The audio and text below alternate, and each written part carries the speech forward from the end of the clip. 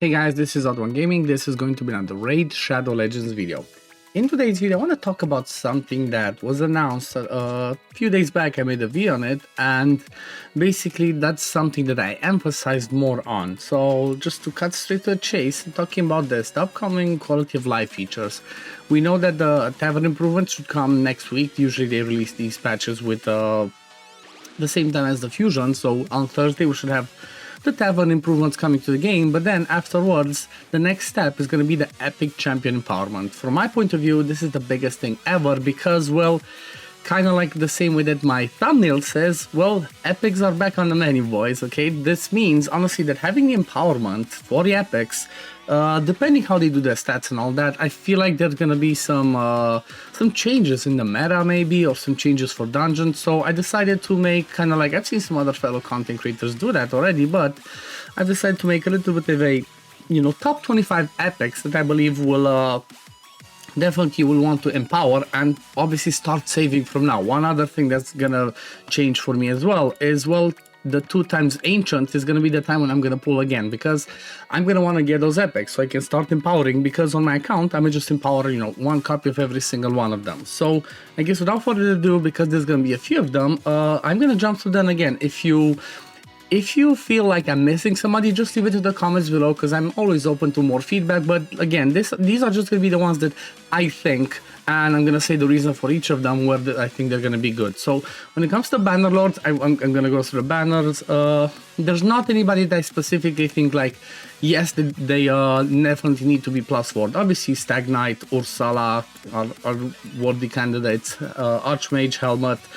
There are quite a few, but they didn't make the list. Number one on this list, because we're coming by faction, is gonna be the Royal Guard, okay? The reason for that is, well, Royal Guard is already good enough for Hydra, and it's all because of this A2. He can smack really hard. He does bring decreased speed as well, but he's good overall. He's good for the Dark Fae, he's good for Hydra, or he's good for any other place where you want to use him for his enemy max HP. So having the opportunity to +4 him, to get him more base stats, to make him harder to kill, just make him tankier, it's going to be huge. So definitely Royal Guard is somebody you want to keep as many copies as you can, and I would argue you might even want to keep at least 2 +4 Royal Guards, if not even more. But yeah, he's the first one on the list. Now, the second one on the list is not going to be from this one. There might be some other ones again, but nobody that I believe is like, yes, a must to. But now, if you get to the Sacred Order, there's quite a few ones, and some might come as a surprise, okay? But the next one that I'm thinking will definitely have a place in the game is going to be huge. It's going to be Phoenix or Phanex, however say his name. The reason why I believe he's going to be huge is because, well, he's a little bit squishy, again, kind of like, most DPS. But if you +4 him again, you're going to give him more base stats. He's going to be a little bit tankier. He's going to get more attack, more crit rate, more crit damage, more speed. Because, I'm expecting they're going to do the same stats be boosted, just maybe lower.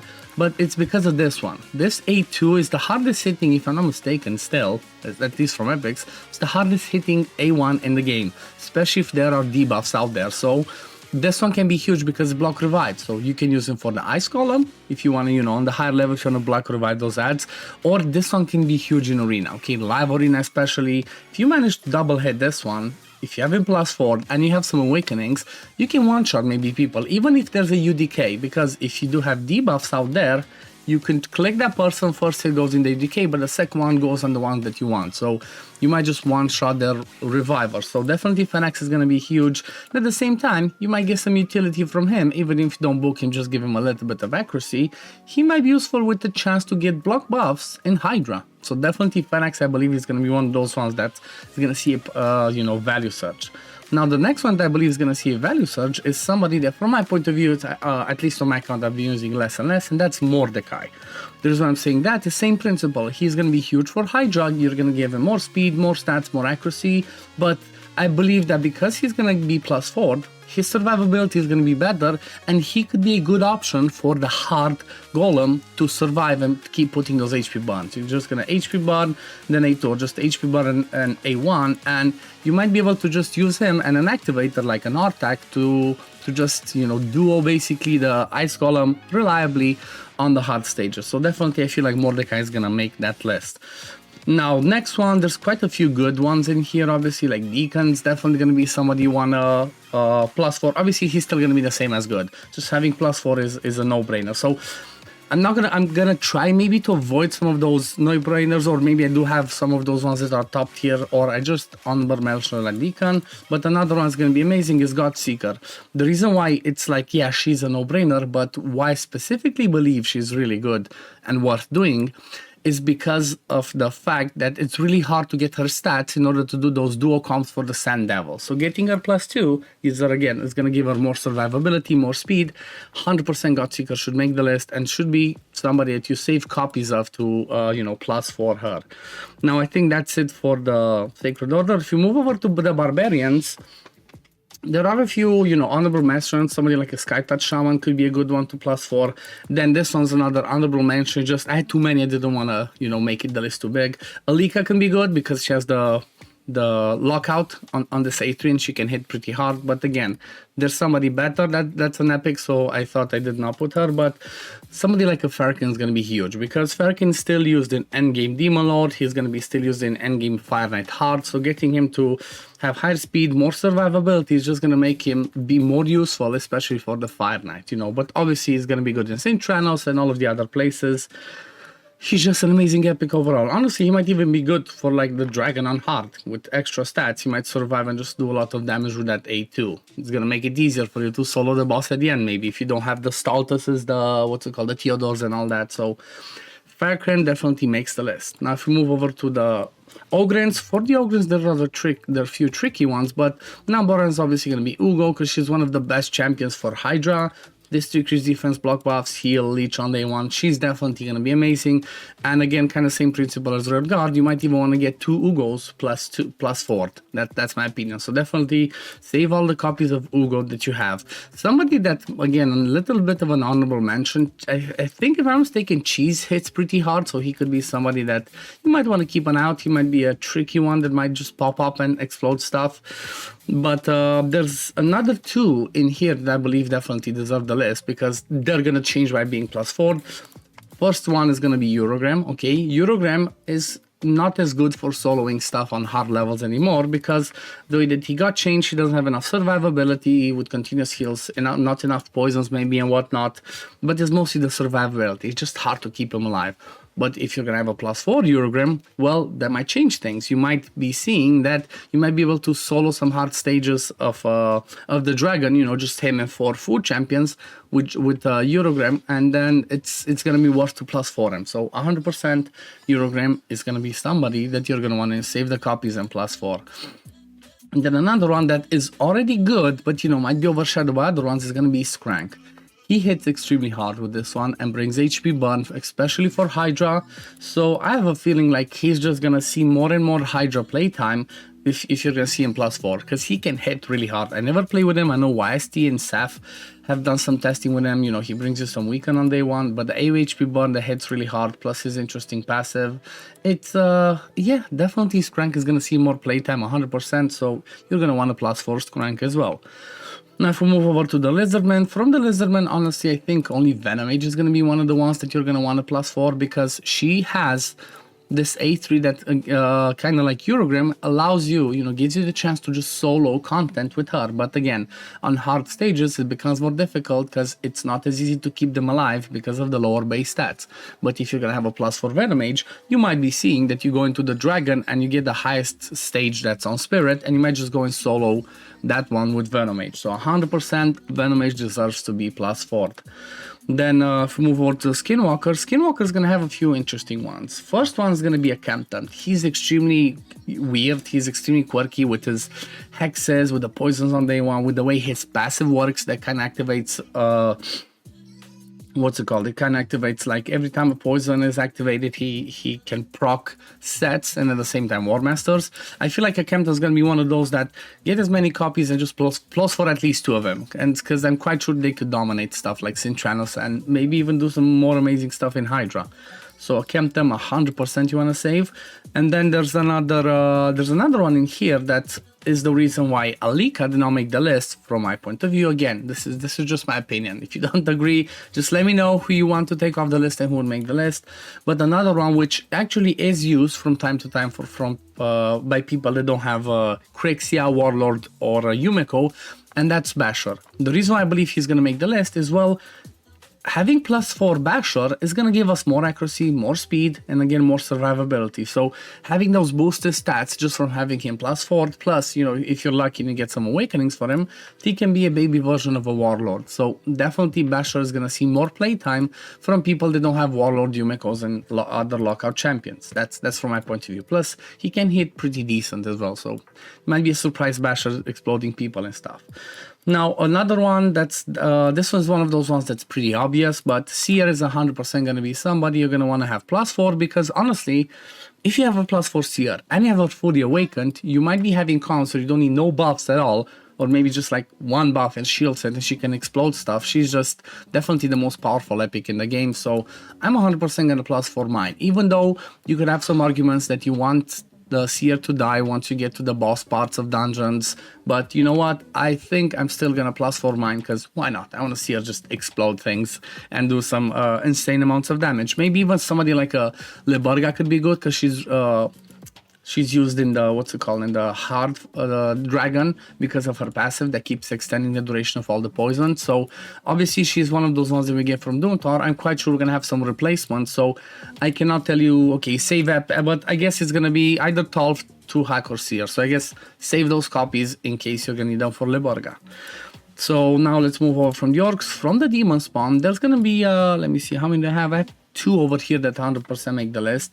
First one's gonna be Allure. The reason why Allure still makes the list from my point of view is not because of the Fire Knight, because obviously that's not good, but because of Cintranos and because of the Dark Fae. She's arguably still the best meter control champion in the game because of her A1, so having a +4 Seer should make it, Allure, sorry, is gonna make it a lot easier to farm the Dark Fae, and you can just, you know, because she requires 100% crit rate, speed, accuracy, and then you want to give her damage as well, it's kind of tough to build. Having a +4 Allure makes it a lot easier, so 100% start saving your Allures.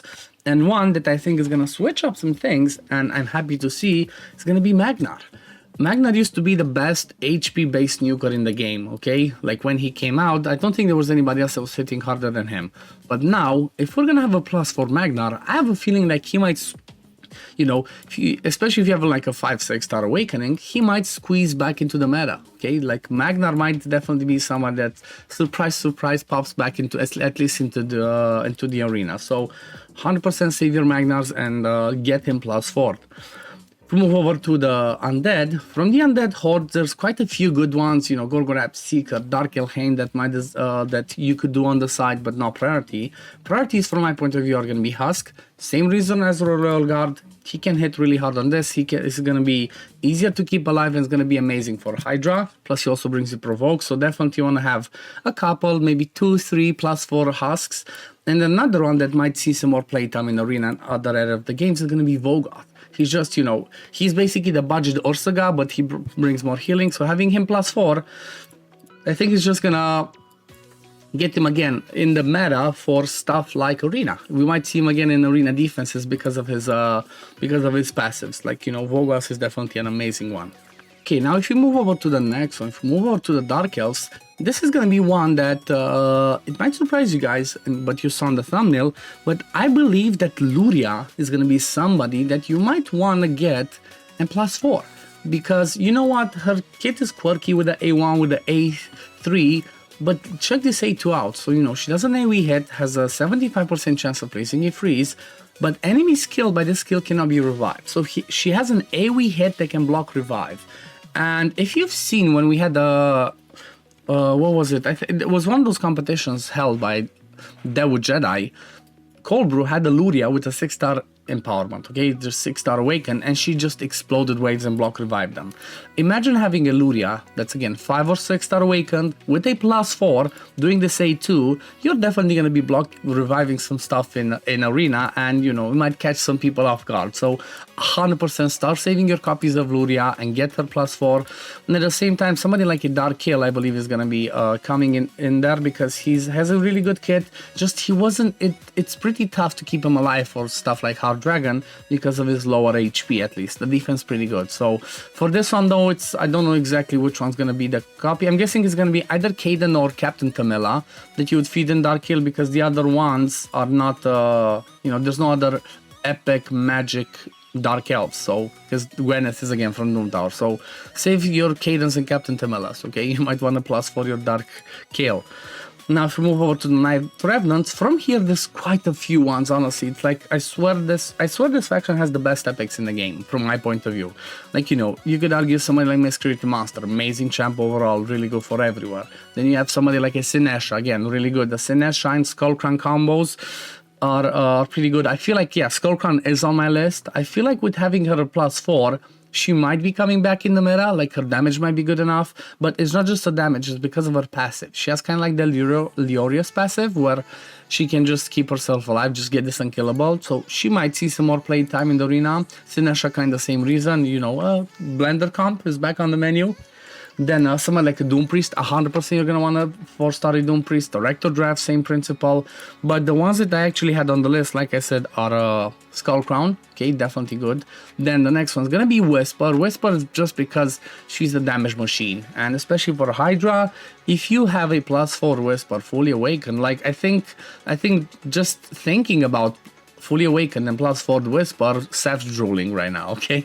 Like the damage potential that she's gonna have is gonna be insane. So 100% I'm gonna start saving copies of Whisper myself. I'm gonna get at least one +4 and maybe have some fun videos with her in Hydra. But another one that, you know, people might not expect, but I believe is gonna be huge, is gonna be somebody like a Thylesia, especially for Hydra.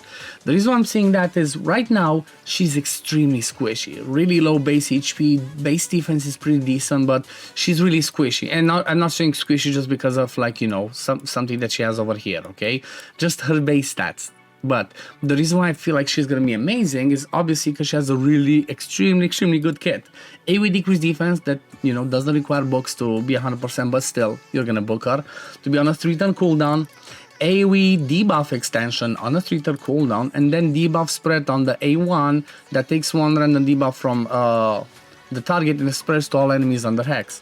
And then also, when attacking enemies under decreased defense, she has a 50% chance of placing Hex.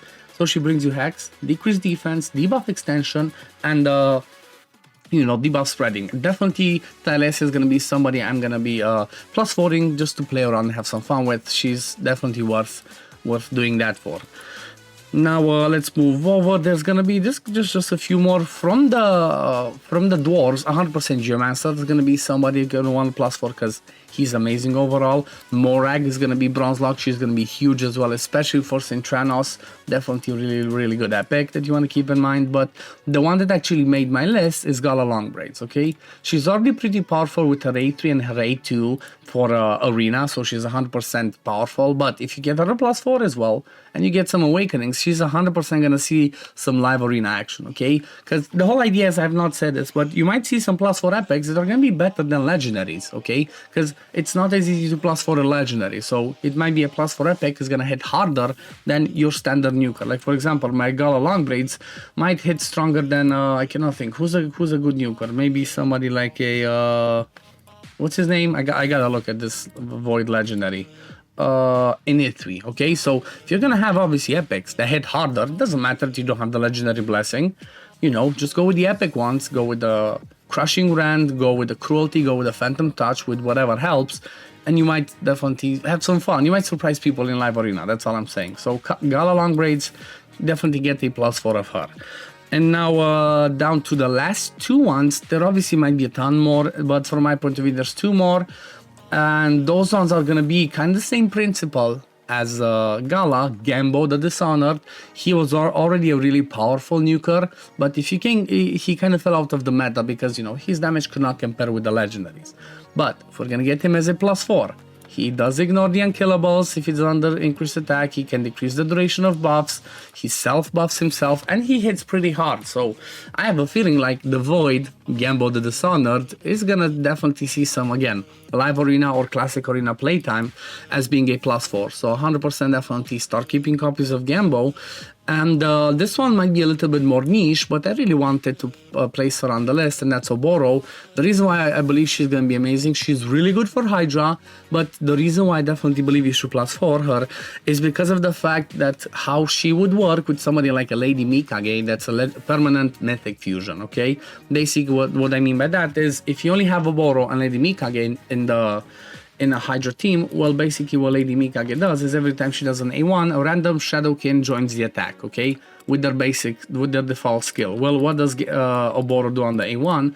She hits one enemy, has a 50% chance to end a decreased defense, but if you do that on a target has 4 or more debuffs, it's an AoE hit. So she could do some insane damage out there. So 100% Oboro deserves to be one of those ones that's +4.